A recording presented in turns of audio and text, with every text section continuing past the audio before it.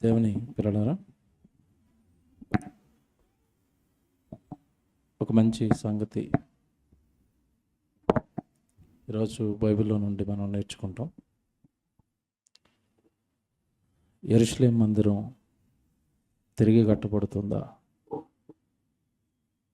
లేదా యెరూషలేము యొక్క దేవాలయాన్ని గురించిన చరిత్ర ఈరోజు మనం బైబిల్లో నుండి నేర్చుకోవాలి. ఎందుకు నేర్చుకోవాల్సిన అవసరత ఏర్పడింది అన్నప్పుడు, బైబిల్లో దేవుడు రాయించిన మాటలను విడిచిపెట్టిన క్రైస్తవ్యం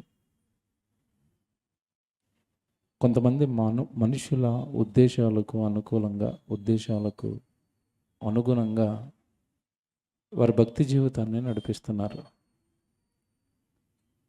చాలామందిలో మీరు చూడండి, క్రైస్తవ్యంలో ఈ యెరూషలేం అన్నా, ఆ ఇజ్రాయేల్ దేశం అన్నా, యూదులు అన్నా ఒక ప్రత్యేకమైన ప్రేమ, ఒక ప్రత్యేకమైన తెలియని అభిమానం వారిపైన చూపుతూ ఉంటారు. దీనికి కారణం, ప్రారంభంలో దేవుడు వారితో ఉన్నాడు అని, ప్రారంభంలో దేవుడు వారితో మాట్లాడాడు అని, వారి మధ్యలో మరొక మందిరాన్ని దేవుడు కట్టించాడు అని, దేవుడు వారితో ఉన్నాడు అన్న ఒకే ఒక కారణంతో ఎక్కువగా ఆ యూదుల మీద క్రైస్తవ్యంలో చాలామంది ప్రేమను చూపిస్తారు. చాలామంది మిస్ అవుతున్నది ఏంటంటే, చాలామందికి అర్థం కానిది ఏంటంటే, కొంచెం చాలా జాగ్రత్తగా ఈరోజు వాక్యం వినాలి. ఇంకోటి ఏంటంటే, నేను ఈరోజు చెప్తున్న ప్రసంగం మీకు కరెక్ట్గా అర్థం అవ్వాలి అంటే, పాత నిబంధనలో ప్రవక్తలు రాయించిన గ్రంథాలు కాస్త మీరు ఒకసారి చదివి ఉంటే ఈరోజు మెసేజ్ బాగా అర్థమవుతుంది. లేదు అయినా నేను అర్థం చేయించడానికి ప్రయత్నిస్తాను. కొంచెం జాగ్రత్తగా వినండి. యెరూషలేము దేవాలయం తిరిగి కట్టబడుతుందా అని ఎందుకు పెట్టాము అంటే, ఈ మధ్యకాలంలో చాలామంది క్రైస్తవులు, క్రైస్తవేతరులు యెరూషలేములో ఎర్రని పెయ్యి దొరికింది, ఎర్రని పెయ్యి కనుక త్వరలోనే యెరూషలేములో 3వ మందిరం కట్టబడుతుంది అంటారు. ఇప్పుడు కట్టబడుతున్న మందిరాన్ని ఏమంటున్నారు అంటే 3వ మందిరం అంటారు. అంటే అంతకుముందు 2 మందిరాలు కట్టబడి కూల్చబడ్డాయి. సొలొమోను కట్టింది ఒకటే మనకు తెలుసు, దాన్ని కూల్చారు, తర్వాత మళ్ళా కట్టారు, దాన్ని కూల్చారు. కూలిపోయిన గోడే ఇప్పుడు యెరూషలేములో కనపడుతుంది. యూదులందరూ వెళ్ళి అక్కడే ప్రార్థన చేసుకుంటారు. అయితే చాలామంది ఏమంటున్నారు అంటే, తిరిగి మరలా ఆ యెరూషలేము మందిరాన్ని, 3వ మందిరాన్ని దేవుడు మరలా కడతాడు, దేవుడే కట్టిస్తాడు అన్నట్టుగా మాట్లాడుతున్నారు. దీనికి బైబిల్లో ఎప్పుడు కూడా ఎవరు మాట్లాడినా బైబిల్లో ఏదో ఒక వచనం ఆధారం చేసుకుని మాట్లాడతారు. కానీ ఆ వచనాన్ని వాళ్ళు అపార్థం చేసుకున్నారు. ఎందుకో మీకు అర్థమవుతుంది. ఇంకోటి ఏంటంటే, ఈ మందిరం చరిత్ర అనేది ఒక వారంలో ఏదో 40 నిమిషాలు 30 నిమిషాలు చెప్తే మీకు అర్థమయ్యేది కాదు. కానీ సుమారు 3 వారాలు ఈ మందిరం గురించి చెప్తాను. క్లారిటీగా, పూర్తిగా మందిరం పైన, ప్రస్తుత మందిరం పైన మీకు ఒక అవగాహన వచ్చి ఉండాలి. జాగ్రత్తగా నేర్చుకోండి. అందులోకి చరిత్రకు సంబంధించిన సబ్జెక్టు కనుక కాస్త మీరు ప్రతి వారం విన్నట్టుగా వింటే మాత్రం అర్థం కాదు. కానీ ఆసక్తిగా మనసు ఇక్కడే పెట్టి వినాలి.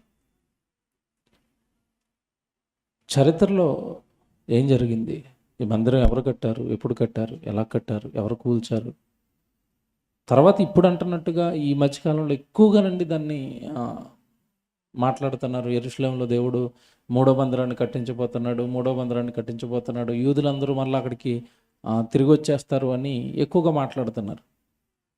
ఇక్కడ ఇందాక నేను మాట్లాడినట్టుగా, పోనీ వాళ్ళ దేశం గురించి వాళ్ళు మాట్లాడుకుంటే పర్వాలేదు, యూదులు వాళ్ళ దేశం గురించి ఒక స్పెషల్ ప్రేమ క్రైస్తవులకు ఉంటుంది.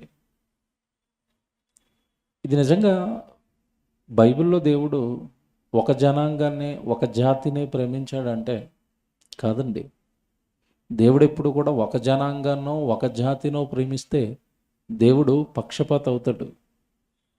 కీర్తన గ్రంథంలో ఒక మాట చెప్తాడు దేవుడు. ఒకసారి కీర్తన గ్రంథం మీరు ఒకసారి జాగ్రత్తగా 47వ కీర్తన మీరు చూడండి. కీర్తన గ్రంథం 47వ కీర్తన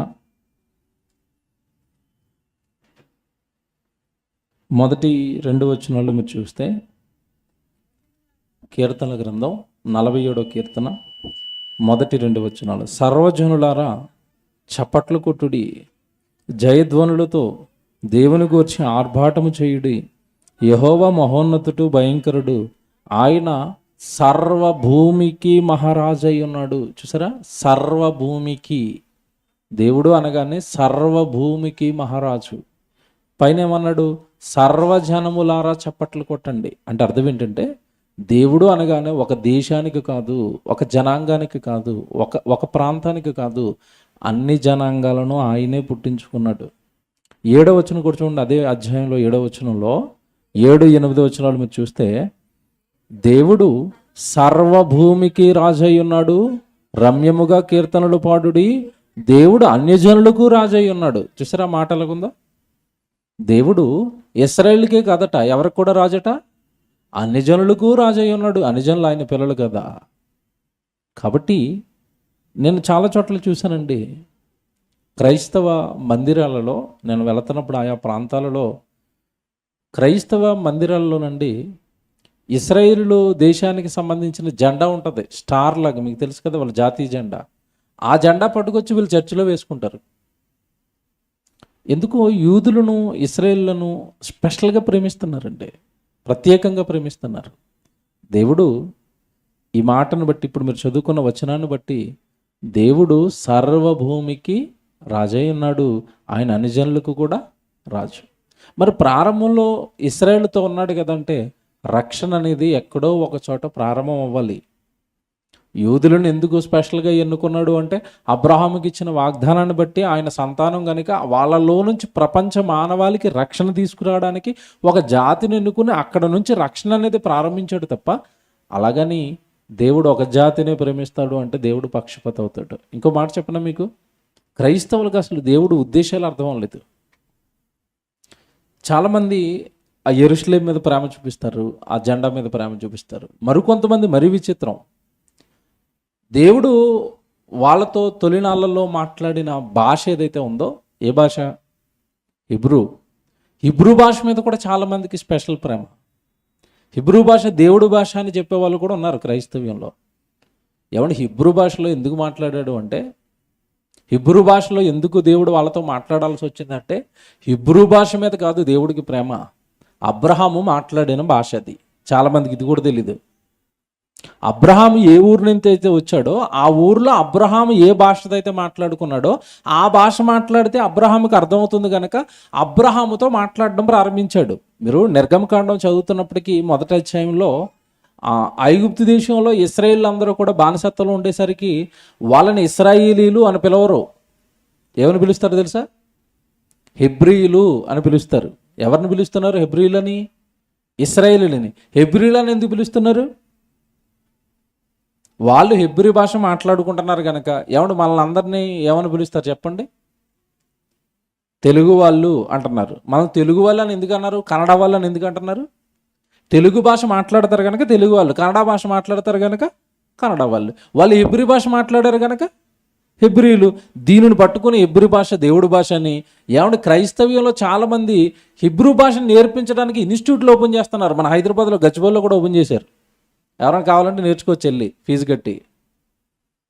అంటే ఏమీ అర్థం అవ్వలేదంటే ఏమీ అర్థం అవ్వలేదండి. మందిరం గురించి విప్పుతాను మీకు మతిపోయిద్ది. ఇంతకాలం ఈ చిన్నదానికి తెలియక వీళ్ళు ఇన్ని వేలు లక్షలు ఖర్చు పెట్టి ప్రయాణాలు చేసి మందిరం మూడో మందిరం అని ఎక్కడ పడితే అక్కడ యూట్యూబుల్లో ప్రసంగాలు. అబ్బబ్బబ్బబ్బా, అసలు నిజంగానండి బైబుల్ ఎంత క్లియర్గా రాశాడో దేవుడు మందిరం గురించి.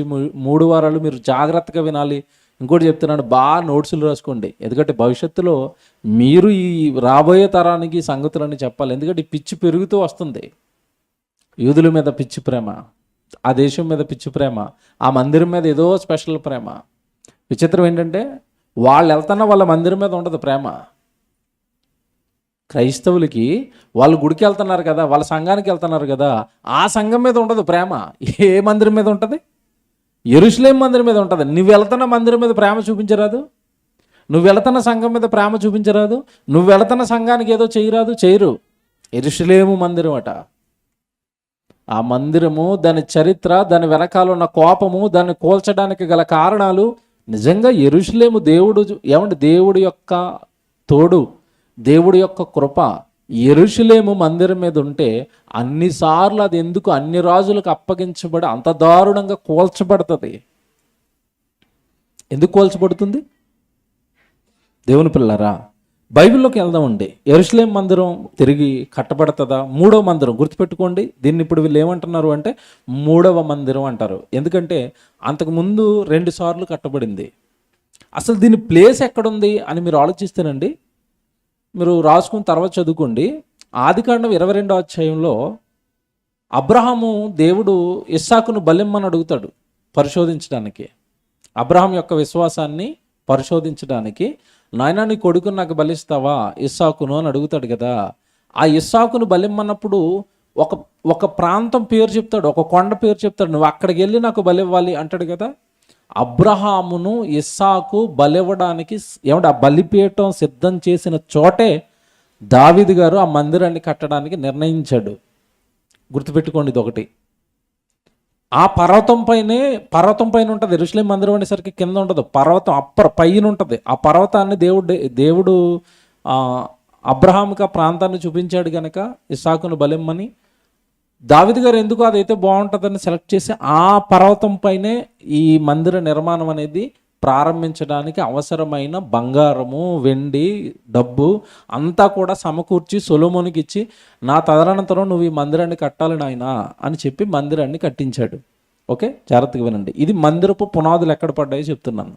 ఇకపోతే బైబిల్లో దేవుడి మనసు అండి, వాక్యము అనగానే చాలామంది ఏంటంటే అలా చదువుకుంటూ వెళ్ళిపోయారు. కాదు, వాక్యంలో దేవుడు ఒక చోట రాయించాడు అంటే అది దేవుడి ఉద్దేశం, అది దేవుడి మనసు. ఈ మందిరం పైన దేవుడికి ఏమైనా ఆసక్తి ఉందా? ఈ సొలొమోను కట్టిన ఈ బంగారపు దేవాలయం ఏదైతే ఉందో దీని మీద దేవుడికి అయినా స్పెషల్ ఉద్దేశాలు ఉన్నాయా? స్పెషల్గా దాన్ని ప్రేమించాడంటే పాత నిబంధనలో ప్రేమించిన మాట వాస్తవం, అక్కడ దేవుడు ప్రసన్నత దొరికిన మాట వాస్తవం. అయితే కొత్త నిబంధనకు వచ్చేసరికి ఆ మందిరం గురించి ఏమని మాట్లాడుతున్నాడో ఒక్క మాట మీరు బైబిల్లో ముందు చూడాలి. ఎందుకంటే మందిరంలోనికి వెళ్ళే ముందు మందిరం వెనకాల ఉన్న దేవుడి ఉద్దేశాలు మొదట మీకు అర్థం అవ్వాలి. మొదటగా మీరు ఆలోచిస్తే అపోస్తుల కార్యాల్లో ఈ మందిరం యొక్క ప్రస్తావన చేస్తాడు. సొలొమోను కట్టిన బంగారపు దేవాలయపు ప్రస్తావన చేస్తాడు దేవుడు. పరిశుద్ధాత్మ దేవుడి ద్వారా దేవుడు ప్రస్తావన చేయించాడు 7వ అధ్యాయంలో. ఒకసారి 47 నుంచి మీరు ఒకసారి చూస్తే అక్కడ జాగ్రత్తగా చదవండి. అది మీరు చాలాసార్లు చదివారు కదా. అపోస్తుల కార్యాలు 7వ అధ్యాయము 47 మీరు అక్కడ చూడండి జాగ్రత్తగా ఏముందో. అయితే సొలొమోను ఆయన కొరకు మందిరమును కట్టించెను, అయినను ఆకాశము నా సింహాసనము, భూమి నా పాదపీఠము, మీరు నా కొరకు ఎలాంటి మందిరము కట్టుదురు? నా విశ్రాంతి స్థలం ఏది? ఇవన్నీ నా హస్తకృతములు కావా? అంటే ఇక్కడ ఉన్న ఉద్దేశం ఏంటి చెప్పండి దేవుడిది? సొలొమోను నా కొరకు మందిరము కట్టించాను, వెంటనే ఉంది అక్కడ అయినను అంటే అర్థం ఏంటి?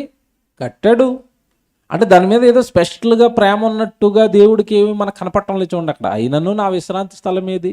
ఆకాశం నా సింహాసనము, భూమి నా పాదపీఠము, నేను ఉండే చోటేది? నా విశ్రాంతి స్థలం ఏది అంటే అర్థం ఏంటి? ఆ సొలొమోను కట్టిన బంగారపు దేవాలయంలో నేను ఉండను, దాంట్లో నేను పట్టను. ఇది కదండి దేవుడు, ఇది కదండి దేవుడి ఉద్దేశం. ఇది మనసులో పెట్టుకోండి. ఇది మనసులో పెట్టుకుని జాగ్రత్తగా ఈ మందిరపు చరిత్రలోనికి మనం వెళితేనండి, ఈ మందిరం యొక్క ఉద్దేశాలలోనికి మనం వెళ్ళిపోతే, కట్టించిన సొలొమోను ఆయన ఒక ప్రార్థన చేశాడు. దేవా, నేనైతే ఒక మందిరాన్ని కట్టించాను కానీ ఈ మందిరం నువ్వు ఉండడానికి పట్టదు, ఇందులో నీ సరిపోవు, ఎందుకంటే నీ రూపం ఆకాశ మహాకాశములు సైతము నిన్ను పట్టజాలవు అన్నాడు సొలొమోను. కట్టించిన సొలొమోను అన్నమాట అది. ఈ రెండు మనసులో పెట్టుకోండి. ఈ మందిరానికి సంబంధించి దేవుడు అన్నమాట, కట్టించిన సొలొమోను అన్నమాట మీకు చెప్పాను. ఇకపోతే సొలొమోను దేవాలయాన్ని కట్టించాడు కదా, ఇది ఎప్పుడు పూర్తయిందంటేనండి, క్రీస్తుకు పూర్వం 953కి ముగిసింది. చరిత్రకారుల అంచనా ప్రకారం, లెక్కల ప్రకారం సుమారుగా 953 క్రీస్తుకు పూర్వం. క్రీస్తుకు పూర్వం 953లో ముగిసింది. సొలొమోన్ కట్టించాడు. 7.5 సంవత్సరాలు కట్టించాడండి దీన్ని. 7.5 years నిర్మాణం జరిగింది. 7.5 సంవత్సరాలు కట్టించాడు కదా. సొలొమోన్ 7.5 సంవత్సరాలు కట్టించాడంటే మీకు డౌట్ వస్తుంది, బాగా బైబిల్ చదువుతున్న వాళ్ళకైతే. ఏం డౌట్ వస్తుంది చెప్పండి? యేసుప్రభు ఈ మందిరాన్ని కూలిపోతుంది, ఈ మందిరం మరి పడగొట్టబడుతుంది, అయినా నేను 3 దినాలు లేపుతాను అన్నప్పుడు యూదులు ఏమన్నారు అక్కడ? మా పితరులు ఈ మందిరమును 46 సంవత్సరములు కట్టించిరే అన్నారు కదా. ఆ 46 సంవత్సరాలు కట్టించింది ఈ మొదటి సొలొమోను మందిరం గురించి కాదు వాళ్ళు మాట్లాడుతున్నారు. చెప్తాను, జాగ్రత్తగా వినాలి. ఇవే కనెక్షన్స్ బైబిల్లో. అది మొదటి మందిరం గురించి కాదు. మొదటి మందిరం 7.5 సంవత్సరాల్లో పూర్తయిపోయింది సొలొమోన్ది. టకటక. ఎందుకంటే వాళ్ళ నాన్న అన్ని సమకూర్చి వెళ్ళిపోయాడు కదా. మందిరానికి సంబంధించిన డబ్బు, బంగారము, అవసరతలకు సంబంధించినవి, స్థలాన్ని రెడీ చేశాడు, అంతా సర్వం సిద్ధం చేసి వెళ్ళిపోయాడు కనుక దావీదు ఉన్నవాడితో సొలొమోను చకచక ఏమంటే మొదటి మందిరాన్ని కట్టించేశాడు. అది యెరూషలేములో కట్టబడిన మొట్టమొదటి మందిరపు ఏమంటే పూర్తి అనేది జరిగిపోయింది. మీరు దినవృత్తాంతాల గ్రంథం చదువుకుంటే దీనికి సంబంధించిన వివరణ అంతా మీకు దొరుకుతుంది. Very good. ఇప్పుడు మనకు అర్థం అవ్వాల్సింది ఏంటంటే, యెరూషలేము మందిరాన్ని కట్టించిన తర్వాత ఒక మాట దేవుడు చెప్పాడు. మీకు మందిరం ఉంది కదా అని మందిరాన్ని చూసి పొంగిపోయి నా మాటను గనక మీరు మీరారా, నా మాటను గనక మీరు దాటి ముందుకు వెళ్ళారా, నా ఆజ్ఞలు గనక మీరు పట్టించుకోలేదా, మీరు ఎంత ఆర్భాటంగా అయితే కట్టుకున్నారో ఈ మందిరం, ఎంత ఖర్చుతో ఎంత సుందరంగా ఈ మందిరాన్ని కట్టుకున్నారో, నా మాట గనక మీరు మీరారా, నేను మిమ్ములను మీ మందిరాన్ని కూలగొట్టించేస్తాను అన్నాడు. ఇది ఎవరికి తెలియదండి. ఈరోజు ఉన్న క్రైస్తవులకు అసలు తెలీదు. ఒకవేళ తెలిస్తే దేవుడు కూలగొట్టించిన మందిరం పైన నీకు ప్రేమ ఏంటి? అర్థమైందా నేను చెప్పేది? దేవుడే కూలగొట్టించాడు దాన్ని. వీళ్ళు మాట వినటం లేదని. ఎవరు? యూదులు మాట వినటం లేదని. యూదులు దేవుడు మాటకు లోబట్టడం లేదని. ఏ జనాంగానికైతే ఆ మందిరాన్ని కట్టించడానికి దేవుడు సహాయం చేశాడో వాళ్ళే ఆ మాటను మీరిన తర్వాత దేవుడే వాళ్ళ అన్ని రాజులకు వాళ్ళను, వాళ్ళ మందిరాన్ని, వాళ్ళ పట్టణాన్ని, వాళ్ళ దేశాన్ని అప్పగించి దేవుడే దాన్ని సర్వనాశనం చేయించాడు. ఏమండి నిజంగానండి, బైబిల్ చదువుతారో లేదో నాకు తెలియదు కానండి, దేవుడు దేని వైపు కోపంగా ఉంటాడో దాన్ని వీళ్ళు బాగా ప్రేమిస్తూ ఉంటారు. పాపం అంటే దేవుడి కోపం, మనిషికి ఏంటి చెప్పండి? ఇష్టం. అంతే కదా. పాపాలు దేవుడికి కోపం, మనుషులకి పాపాలు బాగా ఇష్టం. యెరూషలేములో ఉన్న మందిరం నేనే కూలగొట్టించాను రా, వాళ్ళు నా మాట వినలేదని దేవుడు అంటుంటే అదిగో ఆ మందిరం కట్టబడుతుందని వీళ్ళు అంటారు. ఎవరు కడతారు? ఆయనకే ఇష్టం లేనప్పుడు. రాజుల మొదటి గ్రంథం, ఇక్కడి నుంచి చాలా జాగ్రత్తగా వచనాలన్నీ రాసుకోండి. ఈ మందిరం గురించి దేవుడు ఏం మాట్లాడుతున్నాడో. రాజుల మొదటి గ్రంథం 9వ అధ్యాయము, అందరు తీయండి.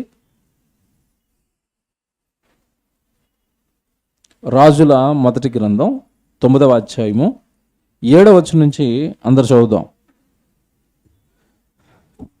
సొలొమోను ప్రార్థన అయిపోద్ది ఎక్కడ? 8వ అధ్యాయంలో. మీకు తెలుసు అది 27వ వచనంలో. 8:27లో సొలొమోను ప్రార్థన అయిపోయింది. నిశ్చయముగా నువ్వు మా మందిరంలో పట్టవు తండ్రి అనే ప్రార్థన అయిపోయిన తర్వాత ఇప్పుడు మన 9వ అధ్యాయంలోకి వెళ్ళేసరికి మీరు చూడండి 8వ వచనం. 8వ వచనం చూద్దాం. ఈ మందిర మార్గమున వచ్చువారు అందరూ దానిని చూచి ఆశ్చర్యపడి ఇసి యని యెహోవా ఈ దేశమునకును ఈ మందిరమునకును ఇలాగ ఎందుకు చేసేనని అడుగగా జనులిట్లందురు.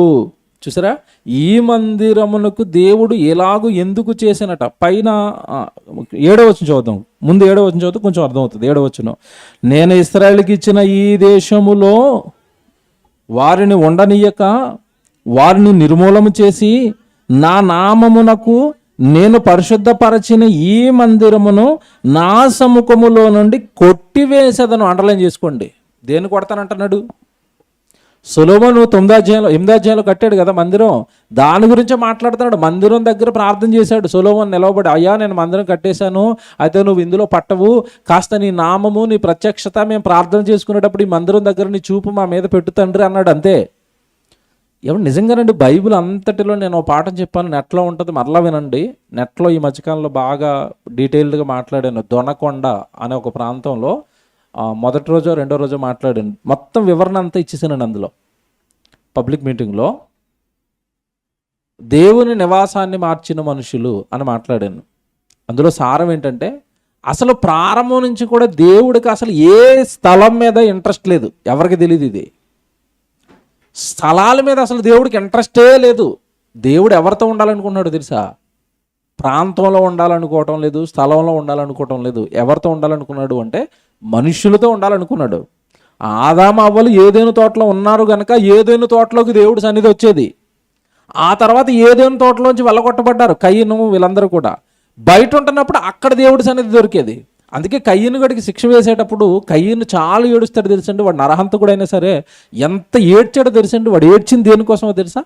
దేవా నీ సన్నిధిలో నుంచి నన్ను వెళ్ళగొట్టొద్దు అంటాడు. అంటే ఏదేను తోట వీళ్ళు ఎక్కడైతే కాపురం పెట్టారో అక్కడ దేవుడి సన్నిధి, అంటే అక్కడ దేవుడు మాట్లాడేవాడు వాళ్ళతో. ఆ మాట్లాడుతున్న సన్నిధి విషయంలో నరహంతకుడు అండి నిజంగా కయ్యను. ఆ నరహంతకుడైనా సరే సన్నిధి నుంచి వెళ్ళగొడుతున్నారని ఏడుస్తాడు కయ్యను. అయ్యా మీకు నమస్కారం, నన్ను క్షమించండి, నాకు ఇంత పెద్ద శిక్ష వేయొద్దు, మీ సన్నిధిలో నుంచి నన్ను వెళ్ళగొట్టద్దు. ఎవడు నిజంగా నేను ఆశ్చర్యపోయానండి. కయ్యనులో వాడు చెడ్డవాడే, నరహంతకుడే, కానీ వాడికి ఏ భయం ఉందో తెలుసండి? దేవుడి సన్నిధి అంటే భయం ఉంది. ఈరోజు ఉన్న వాళ్ళకి దేవుడి సన్నిధి అంటే భయం ఉంటుందండి. దేవుడి సన్నిధిలో భయం ఉంటుందా? నేను మీటింగ్కి వెళ్ళానండి, చాలా కోపం వచ్చింది నాకు. కన్వీనర్కి చెప్పాను, ఇలాంటి వాళ్ళని కూర్చోబెట్టి సభలో నన్ను ఎప్పుడైనా పిలిచారంటే నేను రానని చెప్పాను. ఎంత నాకు కోపం వచ్చింది అంటే, వెనకాలండి వాళ్ళ చర్చిలో మీటింగ్ పెట్టుకున్నారు, వెనకాల కూర్చున్న వాళ్ళు అందరూ ఏం చేస్తున్నారో తెలుసండి? చర్చిలో కూర్చున్నాడు, చైర్లో కూర్చున్నాడండి, ఎదురుగా చైర్ వేసుకున్నాడు, కాళ్ళు దాని మీద చాపు కూర్చుని ఉన్నారు. చివరంతా కాళ్ళు చాపుకొని కూర్చుని ఉన్నారండి. ఎక్కడ కూర్చున్నారు అలాగా? ఓ కలెక్టర్ వచ్చినప్పుడు, ఒక ఎమ్మెల్యే ముందు వచ్చినప్పుడు అలా కూర్చున్నారు అనుకోండి, ఏం చేస్తాడు చెప్పండి? బయటికి ఈడ్చేయడండి. నా ముందేంట్రా కాలు పైకెట్టు కూర్చున్నారని. అంటే దేవుడి సన్నిధిలో మర్యాదగా ఉండాలి, క్రమంగా ఉండాలి. ఇప్పటికీ చాలామందికి తెలియదండి. ఎలా పడితే అలా కూర్చుంటారు, ఎలా పడితే అలా చేస్తూ ఉంటారు. దేవుడు అన్న చోటిది, మర్చిపోకండి. దేవుడి సన్నిధి విషయంలో ఎలా పడితే అలా మాట్లాడుతూ ఉంటారు. తెలియదు, భయం లేదనమాట. కయ్యను వాడికి భయం, దేవుడి సన్నిధిలో నుంచి నన్ను వెళ్ళగొట్టద్దు. చూస్తారా ఆదికాండం, మీరు ఆ కయ్యనుకి శిక్ష వేస్తున్న టైంలో చూడండి, వాడు దేని విషయంలో ఏడుస్తున్నాడు చూడండి. నరహంతకుడైన వాడు దేని విషయంలో ఏడుస్తున్నాడు చూడండి. 14 వచనం చూడండి, 4వ అధ్యాయము 14వ వచనం, 13 అండి, 13. ఆదికాండం 4వ అధ్యాయం 13వ వచనం. అందుకు కయ్యను, నా దోష శిక్ష నేను భరింపలేనంత గొప్పది, నేడు ఈ ప్రదేశము నుండి నన్ను వెళ్ళగొట్టితివి. వాడి బాధ అంటది ఏటట? ఏం చేస్తున్నాడు దేవుడు? ఈ ప్రదేశంలో నుండి నువ్వు వెళ్ళిపోవాలి, నా సన్నిధిలో నుండి, నా ప్రదేశంలో నుండి నువ్వు వెళ్ళిపోవాలి. ఇంకో చూడండి ఎంత బాధపడుతున్నాడు చూడండి వాడు. ఈ ప్రదేశం నుండి నన్ను వెళ్ళగొట్టితివి, నీ సన్నిధికి రాకుండా వెలివేయబడి దిగులు పడుచు భూమి మీద దేశదిమ్మరణయుందును, కావున నన్ను కనుగొని వాడెవడో వాడు నన్ను చంపునని యెహోవాతో అనెను. వాడు ఏమన్నాడు చెప్పండి? నీ సన్నిధిలో నుంచి నన్ను వెళ్ళగొడుతున్నావు గనక నీ సన్నిధికి రాకుండా ఉండటం కంటే నేను చచ్చిపోవటం బెటర్ అంటున్నాడు. బైబిలు దేవుడు అర్థమైతేనండి, ఆదివారం గుడి మానేయాలంటే భయం వేస్తుంది, ఎక్కడన్నా ప్రార్థన జరుగుతుందంటే మానేయాలంటే భయం వేస్తుంది. మనకెక్కడ అర్థమైంది? అంత భయం మనలోకి ఎక్కడుందండి? కయ్యను గడికి చూడండి ఎంత భయం. నీ సన్నిధిలో నుంచి నన్ను వెళ్ళగొడుతున్నావు గనక నీ సన్నిధిలోకి రాకుండా ఉండటం కంటే నేను చచ్చిపోవడం బెటర్ అంటున్నాడు వాడు. నరహంతకుడు అనుకున్నాం ఇంతకాలం వాడిని. నరహంతకుడే, వాడిలో దేవుడు భయం చూడండి, వాడిలో దేవుడి సన్నిధి పట్ల ఉన్న భయం చూడండి. వాడు దేవుడి కోసం దేవుడి సన్నిధిలో నుంచి దేవుడు వెళ్ళగొడుతున్న తర్వాత దేవుడు మాతో ఇక మాట్లాడు గనక, దేవుడు తోడు మాకు ఉండదు గనక, దేవుడు మంచి మాటలు మాకు వినబడకుండా పోతాయి గనక నా జీవితం ఏమైపోతుందో, దేవుడు నాతో మాట్లాడకపోతే, దేవుడి సన్నిధి నాకు లేకపోతే దీనికంటే చచ్చిపోవడం బెటర్ కదా. నీ సన్నిధిలో నుంచి నన్ను వెళ్ళగొడుతున్నావు గనుక నేను బయటికి వెళ్ళిన తర్వాత వీడు కయ్యను అని ఎవడైతే కనుక్కుంటాడో వాడు నన్ను చంపేయాలి, నీ సన్నిధిలో ఉండటం కంటే చచ్చిపోవటం బెటర్ అంటున్నాడు. మనకు అర్థమైంది చెప్పండి, ఇంత భయం వేస్తుంది మనకి దేవుడి సన్నిధిని పోగొట్టుకోవడం అంటే. చిన్న చిన్న కారణాలకండి గుడికి రావడం మానేస్తారు. అవి పెద్ద పెద్ద పనులు కూడా కాదు, చిన్న చిన్నవి. ఆ పని పెట్టుకుని ఈ పని ఉంది నేను గుడికి రాలేదు, ఏదో చిన్న తలపడి వస్తుంది గుడికి రాలేదు, ఏదో చిన్న మా ఇంట్లో ఎవరో చుట్టాలు వచ్చారు గుడికి రాలేదు. మనకి ఎక్కడిది భయం? తప్పు చేస్తున్నాం అందరం. గజ వనకాలి దేవుడి సన్నిధిని పోగొట్టుకోవడం అంటే అని రెక్లెస్గా ఉంటారండి చాలామంది, రారు. నష్టం మీ ఆత్మీయ జీవితానికి జరుగుతుంది. దేవుడి సన్నిధిని పోగొట్టుకోవటం అంటే బైబిల్లో ఒక మాట చెప్పాడు, నీ సన్నిధిలో ఒక దినము గడుపుట 1000 దినముల కంటే శ్రేష్టం. ఒకరోజు దేవుడి సన్నిధిని పోగొట్టుకోవటం అంటే 1000 దినాల జీతాన్ని పోగొట్టుకుంటున్నాం కదా. మనుషుల మీద మనుషులు కోపగించి మానేస్తారు, ఇంట్లో ఉన్న కారణాలతో మానేస్తారు, చిన్న చిన్న పనులు పెట్టుకుని మానేస్తారు. ఏవో ఈ మొత్తం మీద కారణం ఏదైనా కూడా దేవుడు ఎదుట మాత్రం నువ్వు చెప్పే ఏ కారణము నిలువబడదు. ఎందుకంటే కయ్యను గడు వచ్చి నిలబడతాడు. ఒకసారి పాతాళంలో ఉన్న కయ్యను గడిని చూడన్నాడు అనుకోండి, మన పరిస్థితి ఏంటి? నేను నా సన్నిధిలో నుంచి వెళ్ళగొట్టినందుకు వాడు ఏడ్చాడు ఆ రోజు. అంటే ఇలా ప్రారంభం నుంచి భక్తిహీనులకు కూడా దేవుడి సన్నిధి అంటే భయం ఉంది. మర్చిపోకండి. ఏముందండి, ఒక గంట 2 గంటలు అలా వచ్చి కూర్చుని ఓ ప్రార్థన చేసి అందరూ పాట పాడుతున్నప్పుడు మన గాత్రంతో దేవుడికి ఒక పాట పాడి నిండు మనసుతో దేవుని స్తుతించుకుని దేవుడు మహింపరుచుకుని మనలో ఏమైనా లోపాలు వాక్యం ద్వారా చెప్పబడుతుంటే నాకే కదా అని సరి చేసుకుని చక్కగా దేవుళ్ళో ఉండి ఎంతకాలం ఉంటామండి భూమి మీద? 60-70 సంవత్సరాలు కదా. ఏం చేస్తాం లోకంలో ఉండి? దేవుని పిల్లలారా, ఈ సన్నిధి విలువ కొత్త నిబంధనకు వచ్చేసరికి ఇంకా బాగా అర్థమైంది. తర్వాత చెప్తాను ఎప్పుడైనా పాఠం ఒకటి. సొలొమోను కట్టించిన బంగారపు దేవాలయం ఏదైతే ఉందో అది ఆ రోజు వాళ్ళ సన్నిధిగా భావించి సొలొమోను ప్రార్థన చేశాడు 8వ అధ్యాయంలో, కాస్త మీ సన్నిధిని ఈ మందిరం దగ్గర మాకు ప్రసాదించండి అని. 9వ అధ్యాయానికి వెళ్ళేసరికి స్ట్రిక్ట్గా దేవుడు వార్నింగ్ ఇస్తున్నాడు, మీకు మందిరం ఉన్నా నా సన్నిధి మీకు దొరుకుతున్నా మీరు గనక తప్పు చేశారా, మీరు గనక నా ఆజ్ఞలను మీరారా, మీ మందిరాన్ని నేను ఏం చేస్తాను? కొట్టివేస్తాను అన్నాడు. ఒకసారి ఆ వచనం చూద్దాం. 9వ అధ్యాయము 7వ వచనం, క్షమించండి, 9వ అధ్యాయము 7వ వచనం. నేను ఇశ్రాయేలుకి ఇచ్చిన దేశములో వారిని ఉండనీయక వారిని నిర్మూలము చేసి నా నామమును నేను పరిశుద్ధపరచని ఈ మందిరమును నా సముఖములో నుండి కొట్టేస్తాను. చూసారా, దేశంలో మిమ్మల్ని ఉండకుండా ఈ దేశంలో నుంచి వెళ్ళగొట్టేస్తాను, మీరు కట్టుకున్న ఈ మందిరాన్ని కూడా నేను కొట్టివేస్తాను, నాశనం చేస్తాను. ఎలా కొడతాడండి దేవుడు? బాగా ఆలోచించండి, ఎలా కొడతాడు దేవుడు? దేవుడు తాను కొట్టేస్తాడా? దేవుడు తాను తీసేస్తాడా మందిరాన్ని? కాదండి. దేవుడు ఏం చెప్పాడో తెలుసండి, మీరు గనక నా మాట వినకపోతే, నాకు గనక మనస్తాపం కలిగించారు అంటే మీకు నేను కంచె వేసి కాపాడుకుంటున్నాను. జాగ్రత్తగా వినండి. చాలామందికి ఈ బయట ఉన్న మతోన్మాదులకు బైబిల్ అర్థం కాక దేవుడిని అపార్థం చేసుకుని వాళ్ళు అంటున్నారు ఈ మధ్యకాలంలో, యెహోవా దేవుడు మంచోడు కదండి, తన పిల్లలైన వాళ్ళు తప్పు చేస్తే పక్కనున్న అన్ని రాజులను వీళ్ళ మీదకి ఉసుకొలిపోయాడండి, పక్కనున్న అన్ని రాజులను వీళ్ళ మీదకి నడిపించి వీళ్ళని చంపించేశారండి, దేవుడు మంచోడు కదండి అంటున్నారు.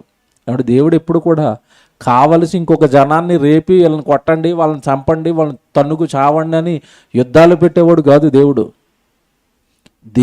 జాగ్రత్తగా వినండి, దేవుడు మనసు చెప్తున్నాను, ఇశ్రాయేలు చుట్టూ ఒక కంచేశాడు. ఇశ్రాయేలు చుట్టూ ఒక ఏమండి, మరి యోబు గారు మాట్లాడతారు కదా, యోబు గారి విషయంలో సైతాను మాట్లాడుతుంది వెళ్ళి ఏమని, నా సేవకుడైన యోబుని గురించి ఆలోచించితివా, గొప్పవాడు, చెడుతనం విసర్జించిన వాడు అని పొగడగానే ఏమండి మరి దేవుడితో సాతాను ఏమని పలికింది అక్కడ? యోబు చుట్టూ నువ్వు కంచె వేసావు కనుక ఒక్కసారి కంచె తీసి నాకేం చేయాలి? అప్పగించు. మీరైనా నేనైనా అంతే. దేవుడు కాపుదలలో మనం ఉన్నంతకాలం అంటే క్షేమంగా ఉంటామండి. మళ్ళీ చెప్తున్నాను, మన చుట్టూ దేవుడు కాపుదల, మనకి దేవుడు తోడు, మన దేవుడు పనిలో ఉంటున్నప్పుడు ఆయన చల్లని చూపు మన మీద ఉందంటే మనము మన కుటుంబాలు చాలా హ్యాపీగా ఉంటాం. ఎక్కడైనా కాస్త కంచెను గనక దేవుడు కొట్టాడా, మన జీవితం బాగోక, మన మాటలు బాగోక, మన ప్రవర్తన బాగోక, మనం ఏమైనా దేవుడికి భిన్నంగా మన ఆలోచనలు మారినా కంచెను కొట్టాడా, అప్పుడండి వీర విహారం చేస్తుంది సాతాను మన మీద, మన కుటుంబాల మీద. ఇశ్రాయేలు విషయంలో అదే జరిగింది. మీరు నా మాట వింటే నా చుట్టూ దూతలను కాపలాగా పెట్టి మీ దేశం చుట్టూ మీ దేశాన్ని కాపాడుతాను. మీరు గనక నా మాట వినలేదా, ఆ కంచెను తీసేస్తాను. కంచెను తీయగానే పక్కనున్న అన్ని రాజులు మీ మీదకి వచ్చేస్తారు. వచ్చారండి. ఒక్క మాట మీరు చూడండి, మలాకీ గ్రంథంలో వీళ్ళని ఉద్దేశించి ఏమంటున్నాడో ఇదే జరిగింది చూడండి. మలాకీ గ్రంథం 2వ అధ్యాయం 11వ వచనం, మీరు చెయ్యొద్దు, నా మాటల ప్రకారం బ్రతకండి, మీరు నా మాటలకు లోబడి ఉండండి. అంటే వీళ్ళు ఏం చేశారు చూడండి, మలాకీ గ్రంథంలో చెప్తున్నాడు అండి. వీళ్ళు ఏం చేశారో చెప్తున్నాడు 2వ అధ్యాయము 11వ వచనంలో.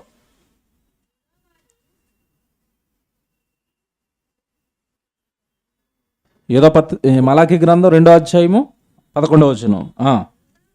యోదావారు ద్రోహులైరి ఇశ్రాయేలుల మధ్య యెరూషలేములోనే హేయ క్రియలు జరుగుచున్నవి.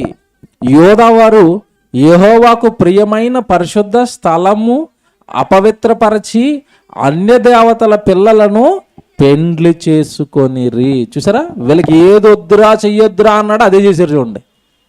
ఓ పాపాలు చేయొద్దు, అన్ని దేవతల వైపు వెళ్ళొద్దు, వేరే పరాయి స్త్రీలను వివాహం చేసుకోవద్దు అంటే వీళ్ళు దేవుడు ఏది వద్దంటాడో అదే చేస్తున్నాడు. ప్రారంభం చెప్తున్నాడు కదా, దేవుడు ఇది నాకు ఇష్టం లేదు అంటే దాన్ని ఇష్టంగా చేస్తాడు మనిషి. ఓ పరాయి స్త్రీలను పెళ్లి చేసుకోకుండా వాళ్ళు విగ్రహారాధన అలవాటు చేస్తారు, బయలుదేవతల వైపు మేము లాక్కెళ్ళిపోతారు, వద్దు అన్నాడు. వీళ్ళు అదే పని చేస్తారు చూడండి. ఏమంటున్నారట, యోదావారు ద్రోహులైరి ఇశ్రాయేలు మధ్య యెరూషలేములోనే హేయక్రియలు జరుగుచున్నవి.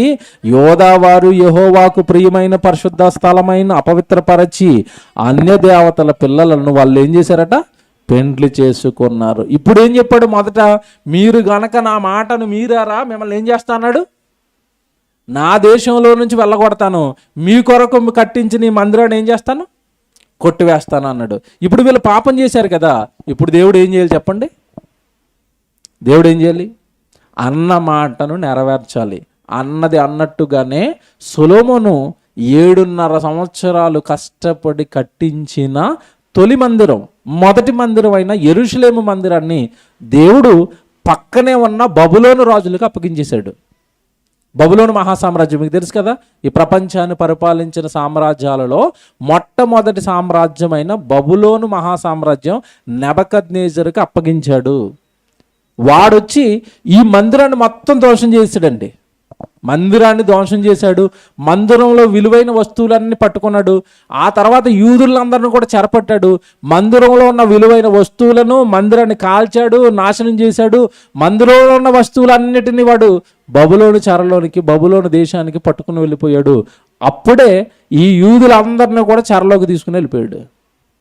అలా మొట్టమొదట సొలొమోను కట్టిన బంగారపు దేవాలయం ధ్వంసమైంది. ఎప్పుడు జరిగింది ఇది అంటే మీరు రాసుకోండి, క్రీస్తుకు పూర్వం సుమారు 586, 587 ఎగ్జాక్ట్ ఇది. ఎందుకంటే చరిత్రలో ఉంది. బబులోను రాజు ఎప్పుడు దండెత్తాడు దీని మీద అంటే కరెక్ట్గా రాసేశారు. క్రీస్తుకు పూర్వం 586 నుంచి 587 ఈ మధ్యకాలంలో, 586 కానీ 587 కానీ ఈ మధ్యకాలంలో వాడు దండెత్తండి యెరూషలేము మొట్టమొదటి దేవాలయాన్ని పూర్తిగా ధ్వంసం చేశాడు నెబుకద్నెజరు, మొట్టమొదటి చక్రవర్తి. అప్పుడు భూస్థాపితం అయిపోయింది ఇది. దీని గురించి దేవుడు ఏమంటున్నాడు చూడండి, అన్ని వివరాలు బైబిల్లో. దేవుడు ఏదైతే చరిత్రలోనండి, మీరు నిజంగా బైబిల్ను చరిత్రను కలిపి ఆలోచిస్తూ ఉంటే చరిత్రలో ఏముందో బైబిల్లో కూడా అదే దొరుకుతుంది. కాకపోతే ఈ మూర్ఖులకి బైబిల్ ఒక చరిత్ర పుస్తకం అని, చరిత్రలో జరిగిన ప్రతి సంఘటన బైబిల్లో ఉంటుందని చాలామందికి తెలియక మాట్లాడతారు బైబిల్ గురించి. ఎందుకంటే అలా చెప్తున్నాను కదండి, ఇలాంటి చరిత్ర పాఠాలు ఆలోచిస్తున్నప్పుడు అండి చరిత్రలో ఎగ్జాక్ట్గా ఏదో ఉంటుందో బైబిల్లో అదే ఉంటుందో అప్పుడు అనిపిస్తుందండి. నిజంగా బైబిల్ చదువుకుంటే సరిపోద్ది కదా, బైబిల్లో ఉన్నవి అర్థమైతే సరిపోద్ది కదా, మొత్తం ప్రపంచ చరిత్ర అంతా తెలిసిపోద్దండి బైబిల్ కరెక్ట్గా అర్థమైతే.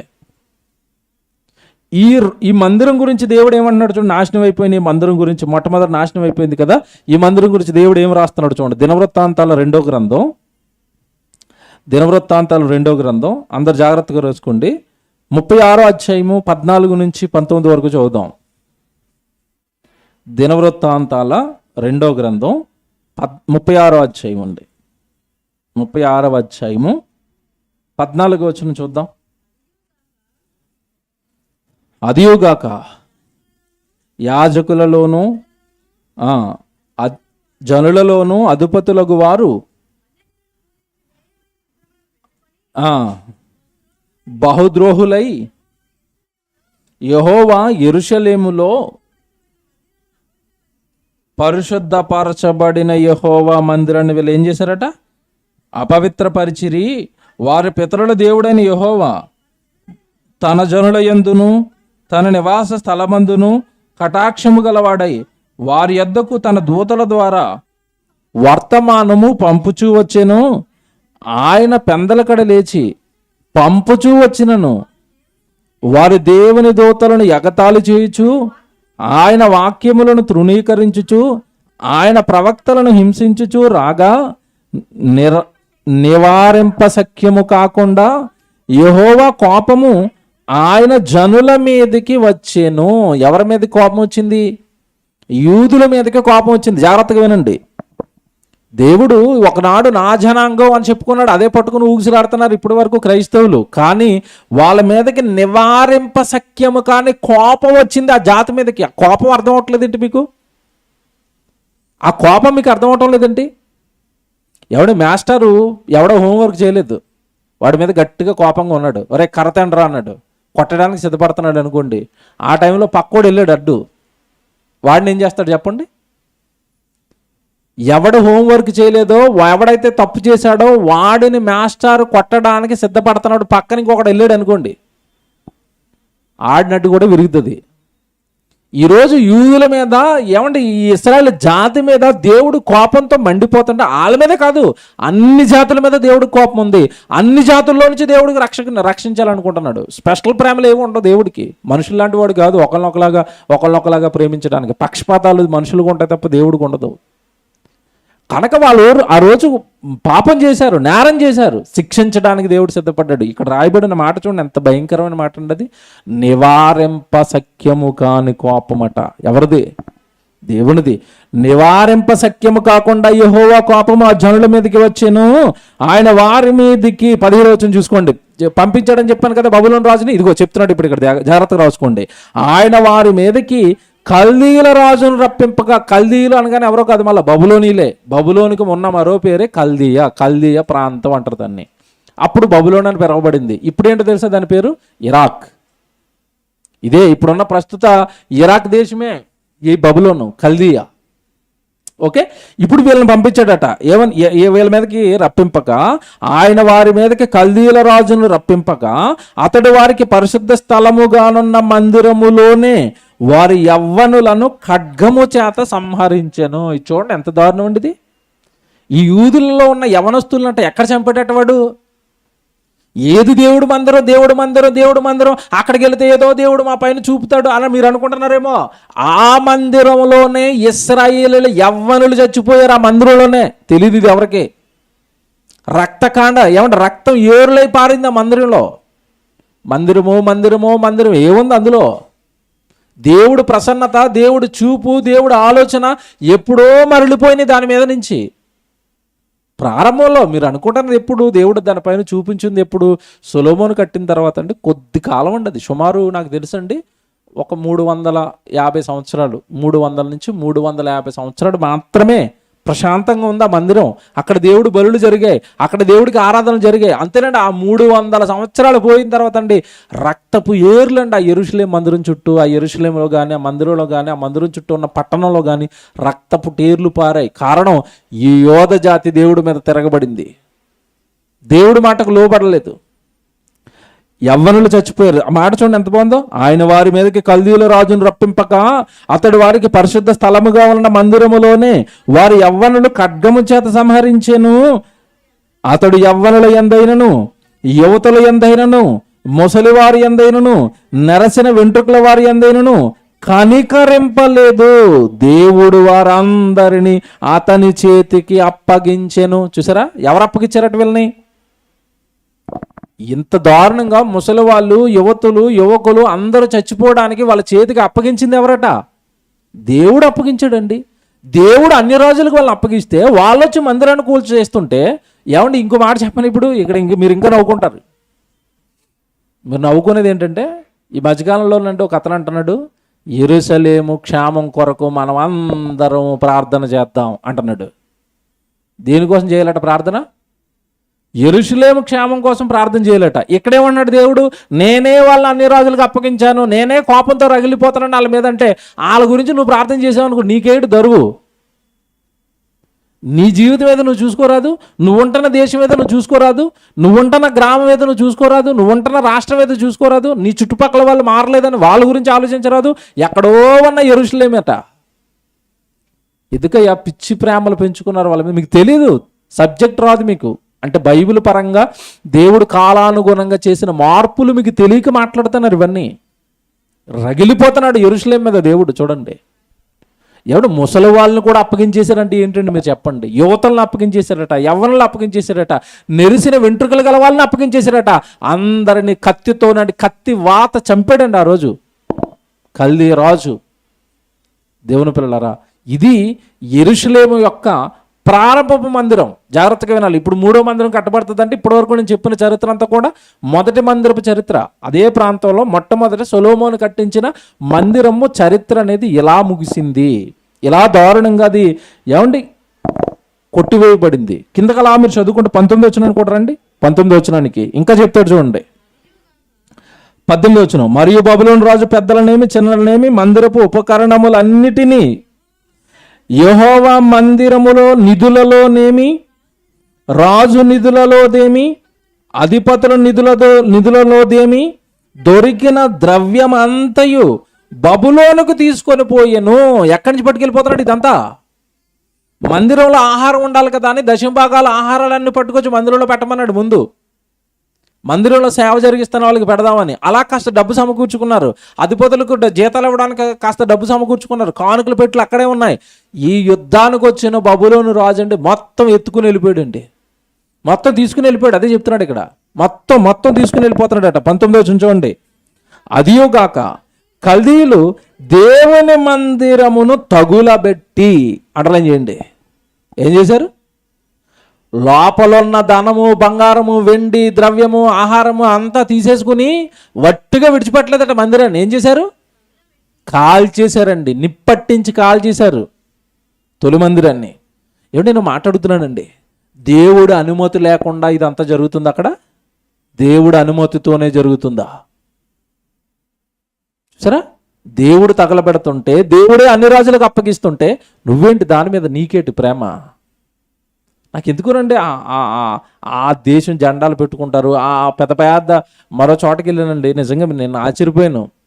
ఇగో ఈ గోడను చూసారా? ఇదిగో ఇప్పుడు మన క్లాక్ పెట్టుకుని ఈ గోడ ఉందా? ఈ గోడ ఎంతైతే ఉందో ఆ గోడ అంతా యెరూషలేము మందిరం కట్టించారు వాళ్ళు. Photo frame. నేను ఎవరికైనా చిన్న గిఫ్ట్ ఇవ్వడానికి ఈ సైజు కట్టిస్తుంటేనే 700, 800, 500 అవుతుంది. వాళ్ళు ఆ గోడ అంతా చేయించారంటే ఎంత అయి ఉంటుందో చెప్పండి దాని కాస్ట్. అంత పెద్ద యెరూషలేము మందిరాన్ని పట్టుకొచ్చి వాళ్ళ చర్చిలో లోపల పెట్టుకున్నారు. ఎంత పెద్ద ఫ్రేమ్ పెట్టుకున్నారండి. ఆశ్చర్యపోయాను నేను. అంటే మందిరం అంటే అంత పిచ్చేయండి నీకు? ఇది తగలబెట్టేశారు ఆ మందిరాన్నే. దేవుడు అన్ని రాజులకు అప్పగించాడు దీన్నే. ఇంకా కింద చూస్తారా? చివరి ఒక మాట ఉంటుంది చూడండి. 19వ వచనం, ఆ మందిరమును తగులబెట్టి యెరూషలేము ప్రాకారములను పడగొట్టి దాని యొక్క నగరులన్నిటినీ కాల్చివేసిరి, దానిలో ప్రశస్తమైన వస్తువులన్నిటినీ బొత్తుగా పాడు చేసిరి. చూసారా? మొత్తం సర్వనాశనం అండి. మందిరమే కాదు, మందిరం చుట్టూ ఉన్న యెరూషలేము కూడా నాశనం అయింది.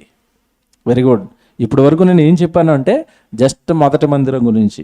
2వ రాజుల గ్రంథానికి రండి ఒకసారి, దీని గురించి మరలా అక్కడ కూడా చెప్తాడు. 2వ రాజులు 25వ అధ్యాయం చూడండి. రాజులు 2వ గ్రంథం 25వ అధ్యాయము 8, 9 వచనాలు చూడండి. మరియు బబులోను రాజైన నెబుకద్నెజరు ఏలుబడిలో 19వ సంవత్సరమందు 5వ నెల 7వ దినమున రాజదేహ సంరక్షకులకు అధిపతియు బబులోను రాజు సేవకుడును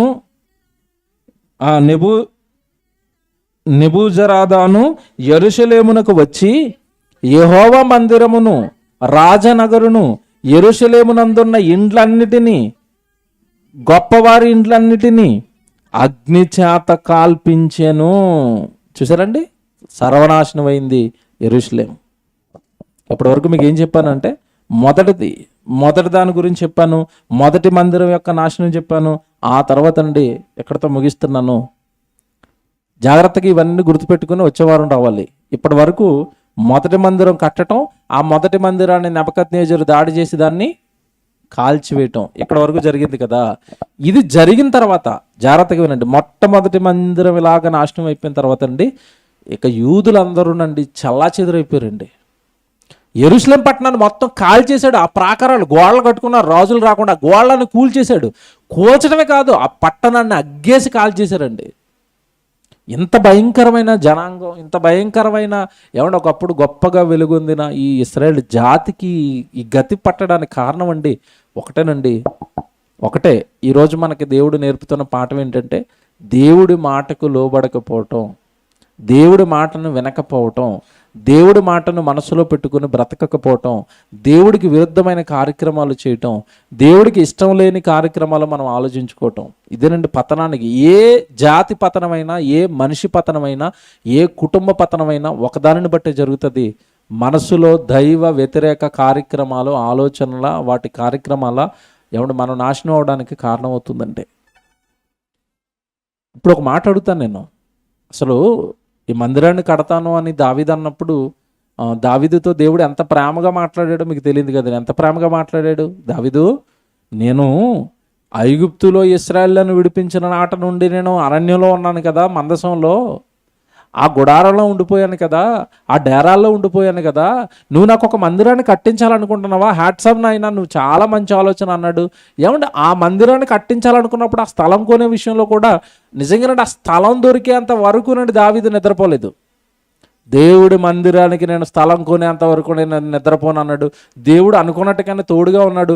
ఎంత సమకూర్చాలనుకున్నాడు సంపద, దాని విషయంలోనూ సహాయం చేశాడు. ఏమన్నా దేవుడు దావీదు మందిరం కడతానన్నప్పుడు ఇంత సహాయం చేసిన దేవుడే, వాళ్ళు మాట వినకపోతేనండి నిర్మోహమాటంగా, దేవుడు అనేసరికి ఇలాగే ఉంటాడండి. ఇది ఇక్కడే పట్టుకోవాలి దేవుడు మనసును. మన బాగుంటే ఎంత గొప్పగా మనల్ని హెచ్చిస్తాడో, మన బాగుంటే దేవుడు ఎంత గొప్పగా వాడుకుంటాడో, ఒక్కసారి ఆయన విషయంలో మన మనసు తేడా వచ్చిందంటేనండి అంతే పాతాళానికి తొక్కేస్తాడు దేవుడు. దావీదు మందిరాన్ని కడతానన్నప్పుడు ఎంతో గొప్పగా సహాయం చేశాడు, ఎంతో గొప్పగా తోడుగా ఉన్నాడు. ఎప్పుడైతే దావీదు కట్టిన మందిరం, ఆ మందిరం చుట్టూ ఉన్న ఈ ప్రజలు దేవుడికి భిన్నంగా మారారో, ఇక దావీదు కష్టం ఏమైపోతుందని ఆలోచించలేదు. నా కొడుకు కష్టపడి కట్టాడు కదా అని కూడా ఆలోచించలేదు. నిర్మోహమాటంగా ఆ మందిరాన్ని, యెరూషలేము పట్టణాన్ని, అక్కడున్న ప్రజలను నిర్మోహమాటంగా అన్ని జనులకు అప్పగించాడు దేవుడు. దేవుడు అనేసరికండి వన్ సైడ్ ఆలోచించారు, ప్రేమ అని. మాట తేడా వస్తే, ఆయన విషయంలో మన ప్రవర్తన తేడా వస్తే, ఆయన విషయంలో మన బ్రతుకు తేడా వస్తేనండి నిజంగా జీవితంలో కోలుకోలేమండి. ఇక తేడా వచ్చిందా మన జీవితంలో మనం కోలుకోలేమండి. కాబట్టి ఎప్పుడు కూడా ఆయన కోపానికి గురవ్వకూడదు. ఆయన కోపానికి గురవుతామేమోనన్న భయంతో ఉండాలి.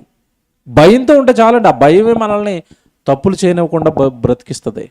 ఎప్పుడు కూడా దేవుడు బైబిల్లో రాయించిన ప్రతిసారి ఏమంటాడంటే, దేవుని యందు భయభక్తులు కలిగి ఉండండి అన్నాడు. ఏమేమి ఉండాలట? భయము, భక్తి. కానీ చాలా మందిలో ఏముంటుంది? భక్తి ఉంది కానీ భయం ఉందా?